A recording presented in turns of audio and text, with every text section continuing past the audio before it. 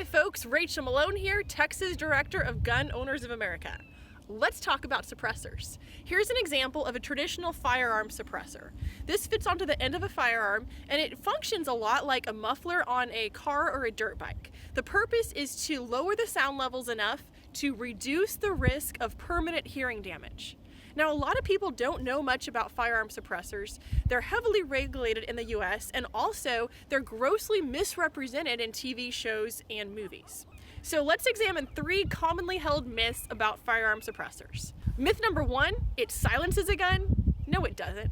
Like I said, the purpose is to lower the noise level to reduce the risk of permanent hearing damage. So let's do a demonstration. I'm going to shoot this traditional hunting rifle with no suppressor and we'll see what it sounds like. Now keep in mind the camera may alter the noise a little bit, but you should be able to get the gist of what it sounds like.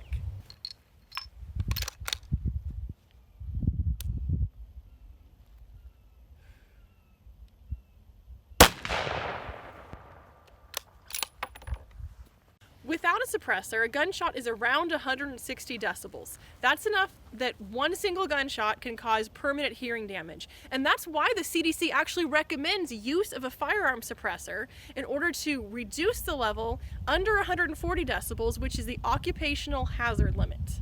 So now let's see what it sounds like with a suppressor. Now this gun has already been safety checked around, and so I'm gonna just put the suppressor on and we're gonna see what the difference is. Now keep in mind again, the camera may alter the sound a little bit, but you should be able to get the idea of what it sounds like with a suppressor.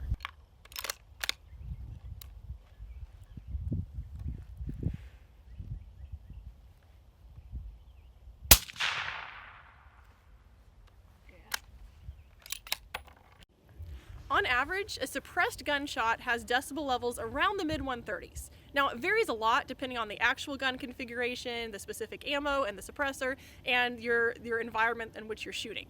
But it's accurate to say it's around the mid-130s. That's just below the occupational hazard level of 140 decibels. Now, if I was around suppressed gunfire all day, I'd still want to use hearing protection. But a few suppressed gunshots are probably not going to cause me permanent hearing damage, and that's the goal of a suppressor. So now that we've gone over how a suppressor functions, let's go to myth number 2.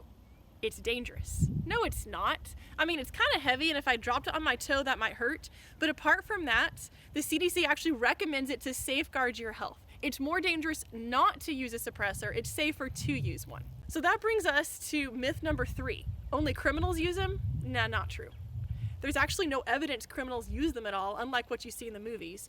Also, I don't see why a criminal would want to add something to a gun that makes it heavier, longer, harder to conceal, and only reduces the noise levels about 30 decibels. So who does use a suppressor? You know what? Anybody who shoots a gun and doesn't want permanent hearing damage. That's who uses a suppressor. Also, for hunters, it makes it easier to communicate with other hunters in the field with you. For recreational shooting, it saves others hearing around you, and it makes your shooting less of a nuisance to the neighborhood and the community you're shooting in. In fact, in some countries, it's even considered rude not to use a suppressor to shoot. So hopefully that helps you to understand more about suppressors, what they are and how they function, and why people use them.